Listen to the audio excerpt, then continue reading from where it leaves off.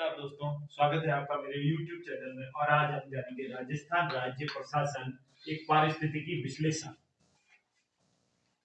सबसे पहले हम इसके उद्देश्य के बारे में जानेंगे। इसके क्या क्या उद्देश्य हैं, क्या क्या मोटिव है। भारत में प्रशासनिक परंपरा के बारे में, भारत में प्रशासनिक परंपरा कैसी है, प्रशासन की परंपरा कैसी है, प्रशासनिक परंपरा।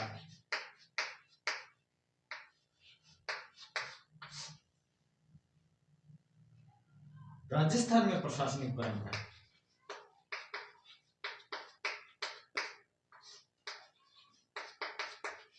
इसका उद्देश्य राजस्थान में प्रशासनिक परंपरा भी है।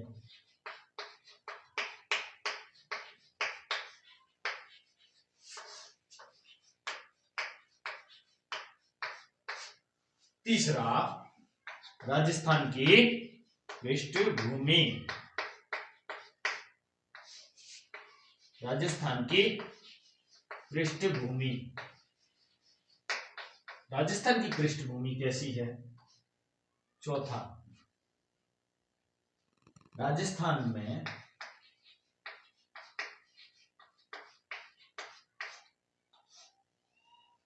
प्रशासनिक विकास का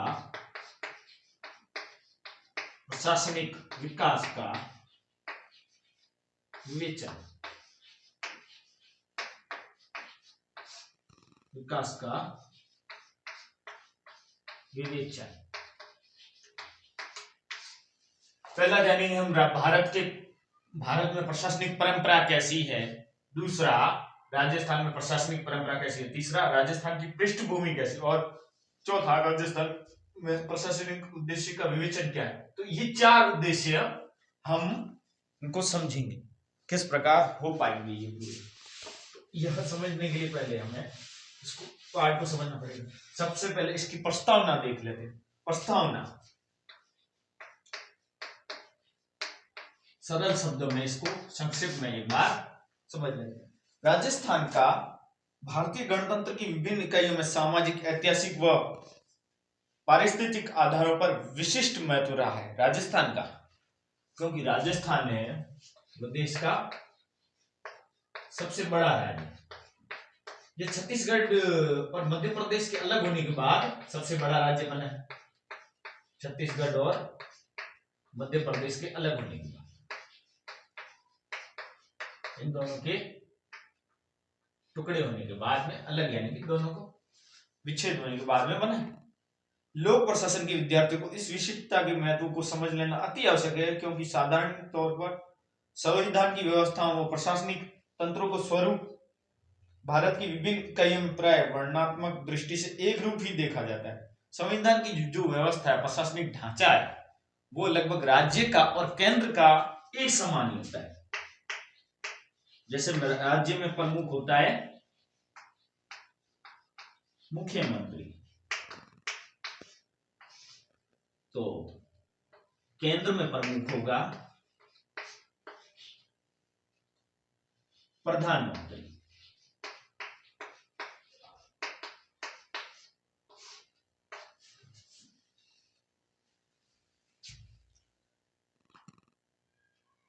भारतीय संविधान के अनुसार राज्य को एक विशिष्ट प्रकार की इकाई माना गया है। भारतीय संविधान के अनुसार, जो अपना इंडियन कॉन्स्टिट्यूशन है, उसके अनुसार राज्य को एक विशिष्ट प्रकार की इकाई माना गया, एक विशिष्ट मेन इकाई माना गया।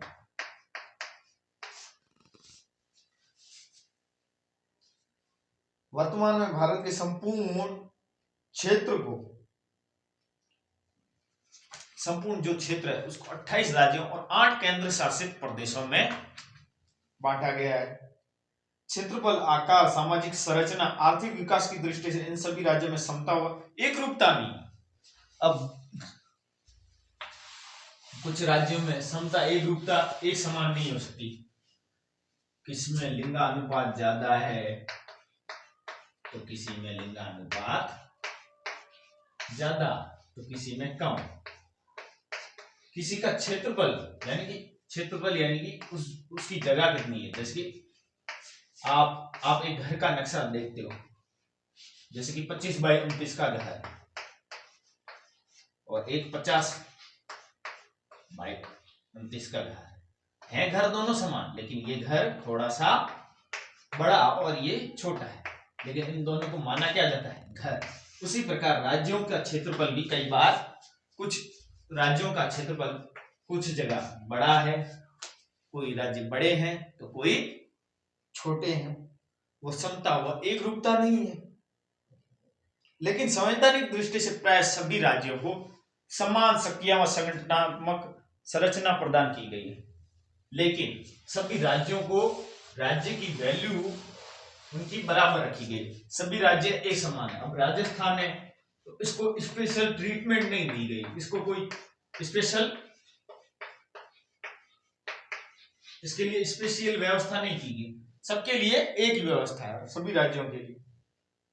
अतः सामान्यतः लोक प्रशासन के विद्यार्थियों का ध्यान राज्य प्रशासन की विशिष्टताओं की ओर नहीं जाता। अतः सामान्यतः इस कारण ही जो लोक प्रशासन के विद्यार्थियों वो इसकी जो विशिष्टता है, महत्वपूर्ण कार्य है, उसको समझ नहीं पाते। राजस्थान के संदर्भ में राज्य प्रशासन के अध्ययनकर्ताओं को उसकी पारिस्थितिकी और परिस्थितियों पर विशेष ध्यान देना चाहिए। राजस्थान के संदर्भ में राज्य प्रशासन के अध्ययनकर्ताओं को, अब राजस्थान प्रशासन का जिसने अध्ययन किया जो है राज्य प्रशासन का जिसने अध्ययन किया है कि राज्य के प्रशासन को यानी प्रशासन सुचारू रूप से चले उसके लिए अध्ययन किसी ने किया हो, अध्ययन करते हैं तो उन्हें अध्ययन करता कहते हैं। उसकी पारिस्थितिकी की परिस्थितियों पर विशेष ध्यान देना चाहिए, उनको परिस्थितियों पर उसकी विशेष ध्यान देना चाहिए। अब पहले भारत में प्रशासनिक परंपरा, आज हम जानेंगे भारत में प्रशासनिक परंपरा।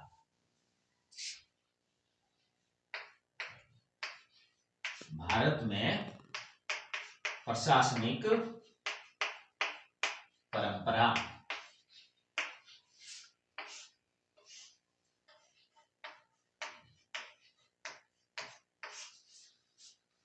भारत की प्राचीन सभ्यता में शासन के सिद्धांतों और प्रशासन की व्यवस्थाओं के प्रति चिंतन की कई शताब्दियों की परंपरा रही। भारत की प्राचीन सभ्यता, प्राचीन भारत में प्राचीन समय में कुछ राजा राज्य करते थे तो कुछ गणतंत्र राज्य करते थे, तो उनकी प्रशासन की व्यवस्था अलग थी। उनके भी मंत्री होते थे, सैनिक होते थे, इन दोनों के। इसमें कुछ गणों के समूह को बांटा जाता था, गणों के समूह थे। इसमें भी पुलिस अधिकारी थे, लेकिन उनके नाम कुछ अलग अलग हैं, कोतवाल वगैरह ऐसे कुछ नाम दिए हुए होंगे। और रियत वाले थे जैसे कि किसान, सैनिक भी थे, सेनापति भी थे और जमींदार भी थे। सबके अपने अपने कार्य थे जो प्रशासन को सुचारू रूप से चलाने के लिए मददगार साबित होते थे। यद्यपि हमें वैदिक अथवा अति प्राचीन काल में प्रचलित प्रशासन तंत्रों का विस्तृत रूप से ज्ञान प्राप्त नहीं है, जैसा मैंने कहा कि यह हमने अभिलेखों या फिर पुरानी पुस्तकों या फिर पुरानी बोलियों के आधार पर, पुरानी सुनी हुई बातों के आधार पर यह विश्लेषण करके ये ज्ञान प्राप्त किया है। तथापि लेकिन विस्तृत ज्ञान अपने को उतना प्राप्त नहीं हुआ जितना होना चाहिए, क्योंकि उस समय कई बार किसी ने इतिहास को जला दिया आपस में बातचीत के दौरान। उस टाइम युद्ध बहुत होते थे तो किसी ने किसी का इतिहास जला भी दिया था, तो उस कारण भी कई बार हमारे को जो पुख्ता सबूत, जो जानकारी प्राप्त होनी चाहिए थी उतनी नहीं हो पाई और अर्ध अधूरी जानकारी अपने को प्राप्त हो पाई। तथापि अशोक महान व चंद्रगुप्त जैसे पराक्रमी शासकों के इतिहास से यह तो स्पष्ट होता है कि भारतीय नागरिकों के लिए प्रशासन कोई नई संस्था अथवा प्रक्रिया नहीं है। जैसे कि आज हमारे देश को ये अशोक महान कहते हैं।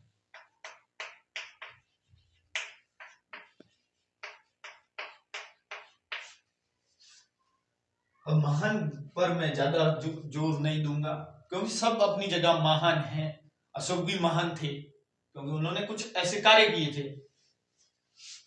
इसलिए मेरे लिए वो प्रत्येक व्यक्ति महान है, फिर चाहे अशोक महान हो, भगत सिंह जी हो या फिर चंद्रगुप्त हो, प्रत्येक व्यक्ति मेरे लिए महान है जिन्होंने देश के लिए बहुत कुछ अच्छे कार्य किए हो, दुनिया को कुछ नई चीज दी हो।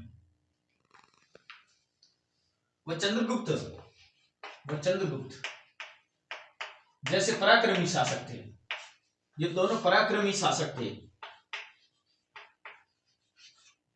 तो इनके इतिहास से इतना तो पता चलता है कि प्रशासन अपने आज से स्टार्ट नहीं हुआ, बहुत पहले से स्टार्ट था। इन प्राचीन विचारधाराओं व संस्थागत परंपराओं का निर्वाह मौर्य काल से लेकर समुद्रगुप्त व चंद्रगुप्त जैसे चक्रवर्ती शासकों के काल में हुआ। यानी गुप्त साम्राज्य के दो और लोगों का नाम आया है किताब में, एक चंद्रगुप्त, दूसरा समुद्रगुप्त। तो ये दोनों ही इनके काल में भी वो प्रशासनिक व्यवस्था रही है। फिर इसके पश्चात हर्षवर्धन भी आया है, हर्षवर्धन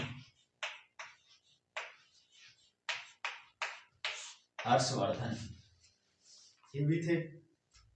गणराज्यों को भी जैसे सम्राट इसी प्रकार की शासन पद्धति का अनुसरण करते रहे, इसी प्रकार की शासन पद्धति रही होगी, थोड़ी चेंजिंग रही होगी, लेकिन बदलाव के साथ प्रशासनिक व्यवस्था उस टाइम भी रही होगी। भारत के इतिहास में कहीं कहीं गणराज्यों का भी उल्लेख है, जैसा कि मैंने आपको पहले बताया, गणराज्य भी थे कहीं। परंतु चाहे राजतंत्र हो या गणतंत्र, प्रशासनिक प्रक्रिया में प्राय राज्यों का विस्तार छोटा हो गया। प्राय भारत जो गणराज्य थे, राजतंत्र थे, उस टाइम राज्यों का विस्तार कैसा हो गया? राज्य बढ़ने की जगह विस्तार रुक गया उनका, उतना विस्तार नहीं हो पाया जितना होना चाहिए। अब ऐसा होना चाहिए विस्तार, लेकिन ऐसा नहीं होकर इतना ही विस्तार हो पाया, जिसका उपयोग मुगल साम्राज्य में अकबर जैसे सुविज्ञ शासकों ने किया। अकबर जरूर अनपढ़ था, लेकिन एक चीज में वो शासन की प्रणाली में वो बहुत दूरगामी रहा। दर्शक,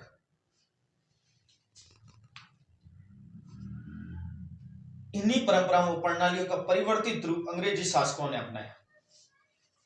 शासन प्रणाली वही थी अंग्रेजों के टाइम, अंग्रेजों ने उसी शासन प्रणाली को अपनाया जो पुरानी थी, जो गुप्त साम्राज्य काल से आ रही थी। उनको अकबर ने थोड़ा अलग ढंग से अपनाया, तो किसी ने अलग ढंग से अपनाया। सबने अपने अपने विचारों से, अपनी गतिविधियों से उसमें नवीनताएं लाई। वर्तमान भारत में इन प्रशासनिक परंपराओं का अवलंबन कर रखा है, इन्हीं को ही अपना रखा है, लेकिन थोड़े अलग रूप में अपना रखा है। मूल रूप से भारतीय प्रशासन का संगठन बहुस्तरीय है। भारतीय प्रशासन का जो संगठन है वो बहुस्तरीय रहा है, वो छोटा स्तर नहीं रहा। भारतीय प्रशासन का स्तर बहुस्तरीय रहा है संगठन। इस बहुस्तरीय की जड़ें भारत की ग्रामीण व्यवस्था में निहित है। भारत की जो प्रशासनिक व्यवस्था है वो ग्रामीण से शुरू होती है, ग्रामों से। ग्राम यानी कि गांवों से शुरू होती है। छोटे छोटे गांव में कृषि, जिसमें अधिकांश ग्रामवासी छोटे छोटे गांव में कृषि प्रधान जीवन व्यतीत करते हैं। कुछ गांव ऐसे जो कृषि प्रधान है, जहां पर केवल कृषि होती है और कोई रोजगार नहीं, तो कृषि प्रधान राज्य हो गए। भारत के अधिकांश भाग में मिट्टी उपजाऊ होते हुए भी यहाँ की कृषि वर्षा पर निर्भर थी। भारत के अधिकांश भाग, भारत का बहुत बड़ा भाग उपजाऊ भूमि के लिए बहुत उपयोगी था, उपजाऊ भूमि थी, लेकिन वो केवल किस पे डिपेंडेंट थे? वर्षा पे। जब बादल आएंगे, वर्षा होगी, तो हमारी फसल उगेगी। समाज व सभ्यता न्यूनीकरण की व्यवस्थाओं, अनिश्चितताओं का निराकरण अथवा न्यूनीकरण करने की आशंकाओं से उत्प्रेरित वो आच्छादित थी, वो नवीनताएं नहीं अपना पा रही थी। जो भारत की प्रशासनिक व्यवस्था है वो नवीनता को जल्दी अपना नहीं पाती। जैसे आजकल अपन फोटो लेना सामान्य मानते हैं, उस टाइम कोई भी ऐसे फोटो लेता था तो उसको भी कई बार लोग बुरे नजरिए से देखते थे कि ये मेरा फोटो क्यों ले रहा है। अपनी इसलिए भारतीय ग्रामवासियों की यह स्वाभाविक प्रकृति बन गई कि अपनी सभी आर्थिक व सामाजिक व भौतिक आवश्यकता की पूर्ति अधिक से अधिक स्वावलंबित रूप से करें। यानी कि वो जो भी अपनी व्यवस्थाएं हैं, जो भी उपयोग करना है, वो अपने गांव से ही, खाने पीने रहने तक का हर चीज का वो अपने गांव से ही निर्भर रहते थे। आजकल स्थिति बदल रही, प्रत्येक छोटे से छोटा गांव इस प्रकार एक सामाजिक व आर्थिक इकाई का रूप ग्रहण करने लगा तथा उनके निवासियों का मानसिक एकीकरण इस सीमा तक संभव था कि स्वयं प्रशासन की स्वस्थ परंपराओं का निर्माण होने लगा। स्वयं प्रशासन की स्वस्थ परंपराओं का निर्माण अपने आप होने लगा। अतः यह हम स्पष्ट रूप से समझते हैं, प्रत्येक भारतीय गांव की एक पूर्णतः स्वतंत्र स्वावलंबी इकाई के रूप में प्रशंसाकरण अतिशयोक्ति होगी, जो कि मूलभूत प्रवृत्ति को इंगित करती, क्योंकि वो डिपेंडेंट थे, अपने ऊपर ही डिपेंडेंट थे, उसको किसी के सहारे की जरूरत नहीं थी। तो इनकी तारीफ करना तो बनता ही है, जो कि विश्व रूप से व्यापी है, क्योंकि यह वर्षा निर्भर कृषि की पारिस्थितिकी में निहित है। फिर भी जैसा कुछ अंग्रेजी प्रशासकों ने 19वीं शताब्दी में नोट किया, अधिकांश भारतीय गांव अपनी प्रशासनिक आवश्यकता की पूर्ति अपने आप ही कर लेते थे। जो भी मूलभूत आवश्यकता होती थी वो गांवों को, वो अपने आप डिपेंडेंट थे, अपने ऊपर इंडिपेंडेंट थे, आत्मनिर्भर थे, तथा उनके राज्य स्तरीय व साम्राज्य स्तरीय प्रशासन से संबंध न्यूनतम थे। उन्हें केंद्र राज्य इन दोनों से कुछ लेना देना नहीं था, क्योंकि उनकी आवश्यकताओं की पूर्ति तो वो खुद ही कर लेते थे, तो उन्हें इनकी जरूरत पड़ती नहीं थी। आज भी केंद्रीय सरकार अथवा राज्य सरकार में प्रशासनिक हाथ अधिकतर ग्रामवासियों के दैनिक जीवन को छू नहीं पाते। आज भी कई बार केंद्र सरकारें, जरूरी नहीं केंद्र सरकार, राज्य सरकारें भी इसमें शामिल हैं, वो दैनिक जीवन को इनके छू नहीं पाते, तो जिस कारण अपना गरीब तबका वो वंचित ही रहता है। ये दोनों उस स्तर को छू नहीं पाते कि उनकी परिस्थितियां क्या है, उन्हें क्या आवश्यकता है, उसको कई बार यह समझ नहीं पाते दोनों।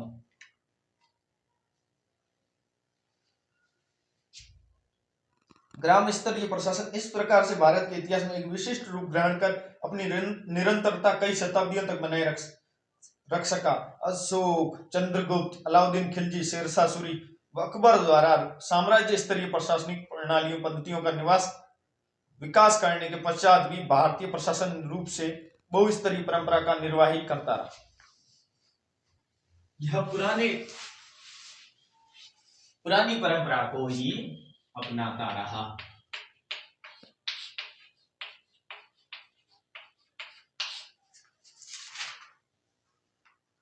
राजस्थान में प्रशासनिक परंपरा कैसी थी?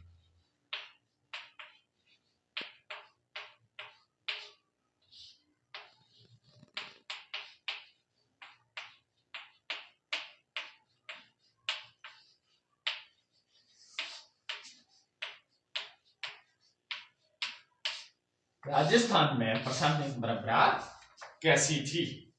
राजस्थान में करीब 1000 वर्ष पूर्व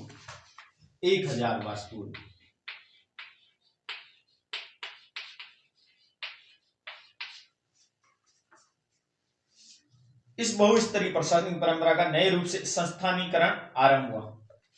संस्थानीकरण यानी कि संस्था के रूप में, जैसे कि कुछ न कुछ संस्थाएं चलती रहती है, जैसे कि एनजीओ, आप समझ सकते हो उनको एनजीओ के रूप में समझो, या फिर कुछ लोगों का संगठन होता है, जैसे 50 का संगठन हो गया। आप बाटा कंपनी जानते हो, टाटा कंपनी जानते हो, ये भले मालिक एक हो लेकिन इससे जुड़े हुए शेयर बहुत लोगों के शेयर, यानी कि उनके ओनर एक नहीं बहुत सारे ओनर है। भले वो 10% का शेयर लेके बैठे लेकिन ओनर बहुत सारे हैं। तो उसके आधार पर अपन इसको समझ सकते हैं संस्थानीकरण। इस भूभाग के कई खंडों में विभिन्न राजपूत राजवंशों के आधिपत्य के प्रादुर्भाव के बारे में यद्यपि इतिहासज्ञ एक मत नहीं। अब जाहिर सी बात है कुछ कुछ बातों में इतिहासज्ञ एक मत नहीं, किसी का विचार क्या है, किसी का विचार क्या है, सभी के अपने एक मत नहीं है, कोई भी एक मत नहीं। अपनी जैसे कि पार्टियों को लेकर कुछ की विचारधारा कैसी है, कुछ कांग्रेस को अच्छा मानते हैं, कुछ बीजेपी को अच्छा मानते हैं, कुछ आम आदमी पार्टी को अच्छा मानते हैं, कुछ तीनों को अच्छा नहीं मानते। सबकी अपनी अपनी राय है और अपने अपने रीजन है। कुछ कुछ कारण होगा तभी नहीं मानते। वो अपने स्तर पर ठीक होंगे, परंतु फिर भी लोक प्रशासन के विद्यार्थियों को यह समझ लेना चाहिए इन राजवंशों ने एक ऐसी शासनिक और प्रशासनिक प्रणाली को जन्म दिया करीब 1000 वर्ष तक अपरिवर्तित रूप से चलती रही। परंतु फिर भी लोक प्रशासन के विद्यार्थियों को इतना तो समझना चाहिए कि इन राजवंशों ने एक ऐसी शासनिक व प्रशासनिक प्रणाली को जन्म दिया है जो करीब 1000 वर्ष पूर्व तक यानी अपरिवर्तित रूप से चलती रही, यानी लगातार चलती रही। उसमें कुछ भी बदलाव थोड़ा बहुत होके लेकिन वो चलती रही, नाम बदलकर। आज भी उसके अवशेष व मानसिक अवशिष्टाएं भारत की इस प्रदेश की प्रशासनिक व्यवस्था व कार्यकरण को प्रभावित करती। उस टाइम की प्रशासनिक व्यवस्था के कुछ कारण आज भी अपने आप हमारे को प्रभावित करते ही है।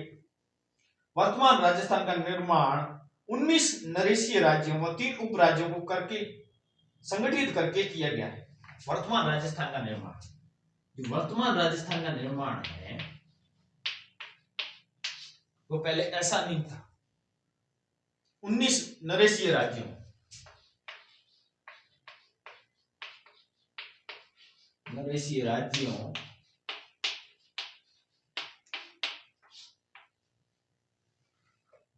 व 3 उप राज्यों को संगठित करके किया गया। 3 उप राज्यों को, इन दोनों को संगठित करके इनको जोड़कर किया गया है। अजमेर व आबू जिन्हें 1956 में सम्मिलित किया गया है। अजमेर व आबू इन्हें 1956 में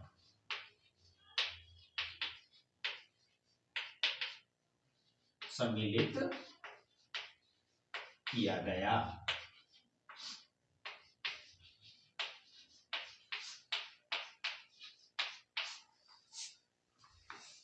अजमेर आबू को 1956 में सम्मिलित किया गया। इस प्रकार भारतीय गणतंत्र में राजस्थान का एक विशिष्ट स्थान है। इस प्रकार भारतीय गणतंत्र है उसमें राजस्थान का एक विशिष्ट स्थान है, क्योंकि अन्य किसी भी राज्य में राजतंत्र की इतनी सुदृढ़ परंपराओं का व्यापक प्रभाव 1947 से पूर्व तक नहीं था। जो व्यापक प्रभाव है वो केवल राजस्थान में प्रशासनिक व्यवस्था था 1947 से पूर्व। 1947 के बाद तो वो केंद्र सरकार ने प्रशासन को बनाया, लेकिन उससे पूर्व भी राजस्थान में ये प्रशासनिक व्यवस्था चल रही थी, परंपराएं वगैरह। राजस्थान में सम्मिलित 22 इकाइयों में से राजतंत्र के प्रशासनिक स्वरूप में एक रूपता नहीं थी, क्योंकि एक और तो नरेशी राज्यों में भरतपुर, धौलपुर, टोंक राजपूतों का अधिपत्य नहीं था। जिसकी भरतपुर है, धौलपुर, टोंक है, यहाँ पर राजपूतों का अधिपत्य नहीं था। कहीं पर राजपूत एक्टिव थे, पर इन 3 राज्यों में जैसे कि भरतपुर है, यहाँ पर कुछ दूसरे राजाओं का आधिपत्य था, वह राज करते थे या फिर गणतंत्र राज करते थे। तो तथा दूसरी ओर सभी राजतंत्रों का इतिहास समान रूप से लंबा व गरिमा नहीं रहा। सभी राज्यों का जो स्थान है वो लंबा नहीं रहा, लंबा गरिमा बहुत लंबा बीता हो। एक मेवाड़ का सुनने में आ सकता है कि उसके काफी साल तक रहा था।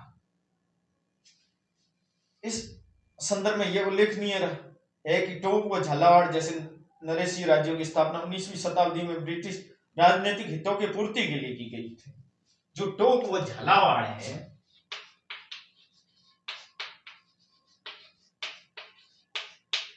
ये राजनीतिक हितों की पूर्ति के लिए इन राज्यों का उद्भव हुआ था, ब्रिटिश राजनीतिक हितों की पूर्ति के लिए। जितना कि उदयपुर के सिसोदिया राजवंश का है, परंतु फिर भी जैसा कि मैंने आपको बताया मेवाड़ में सिसोदिया वंश का राजवंश चलता था, परंतु फिर भी मोटे रूप पर राजस्थान में 5 राजपूत वंशों उदयपुर, जोधपुर, बीकानेर, जयपुर व कोटा, उदयपुर, बीकानेर,